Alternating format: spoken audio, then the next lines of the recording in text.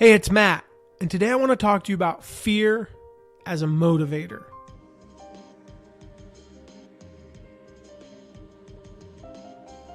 Fear can sometimes be a great motivator, but it can often be a great paralyzer as well.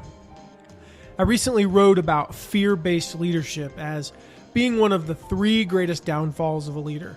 If you go to mattmcwilliams.com/3987, there'll be a link to that post on this one.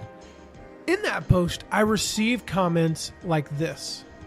One thing I have seen a lot and have experienced as well is having the fear of losing your job hanging over your head. Leaders falsely think that it motivates people, but fear just paralyzes them. I agree with that statement.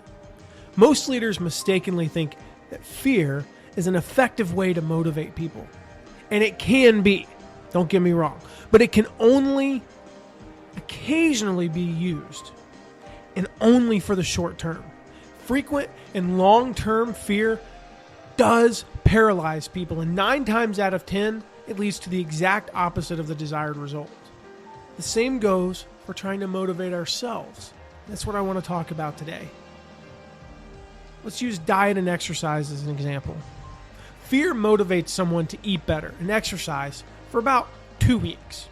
The doctor says, you're going to have a heart attack if you don't eat better and exercise. So you eat better and you exercise. You immediately go to the store and you buy loads of perishable fruits and vegetables and lean meats. In 2 weeks or so, when it's time to stock up again, you're faced with a decision. You're out of those fresh fruits and vegetables and lean meats. And your option at 8 o'clock at night, and you're hungry, is go to the store for more healthy foods or eat a boxed dinner and some chips. Now, fear of premature death easily loses the battle to convenience and temporary pleasure. The next day, the desire for an hour more sleep and watching your favorite show that you've missed the past 2 weeks takes over. And so does your inability to suppress your appetite for Little Debbie's. Fear is easily overpowered. As powerful as fear is, it is easily overpowered by our desires. Unless you want the positive outcome bad enough, the fear-based motivation that you use, it loses out.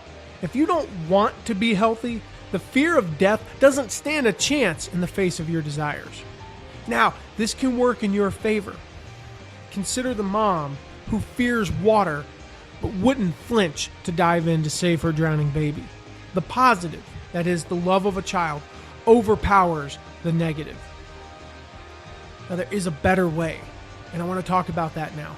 Positive motivators, they're not easily defeated. They put up a fight. They argue with fear, and they usually win. For the patient whose doctor just found high levels of bad cholesterol and blood pressure, saying if you eat more fruits and vegetables and get more exercise, you will live a longer and healthier life, not to mention you'll feel better, look better, and have better sex with your lovely wife, is a positive motivator that can last a lifetime.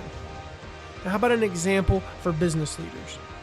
If you're a business leader working with a chronically late salesperson, fear can work in the short term. The fear of losing a job might be enough to motivate Joe to get his butt out of bed on time for a few weeks. But eventually, his desire to sleep in will win. The better motivator is to motivate him with what can happen if he shows up on time. Remind him that he has the potential to be a leader, that his income could be whatever, that showing up on time will make him eligible for his year-end bonus, etc. The motivators are longer lasting. Now, my story about how fear doesn't work necessarily and how positive motivators do. 5 years ago, I lost more than 55 pounds. I wasn't motivated by fear. I was only 28, so I thought I had a lot of life in front of me. I was motivated by something positive. That was the desire to fit in size 32 jeans, not to mention a $1,000 bet with my 2 business partners. We were each overweight, and we were suffering the effects. We knew we needed to be in better health. We knew the consequences and benefits of both lifestyles, and yet we did nothing until there was $1,000 on the line. And we had pictures in our minds of what life could be like with a lot less weight. Now, I won that bet handily. And when I looked back, I realized that if you added up the hours I spent working out, walking, and planning my workouts and my food, I made approximately $7.30 an hour. Not a great deal financially, but I gained so much more. I had positive motivators and I achieved amazing results. So I want to hear from you. What's one thing you can change from fear-based to positive outcome-based motivation? Go to mattmcwilliams.com/3987 and you'll be able to leave a comment there. What's that one thing that you can change? Right now is fear-based motivation, but you can change it to positive outcome-based motivation. Thanks for listening. Make it a great day.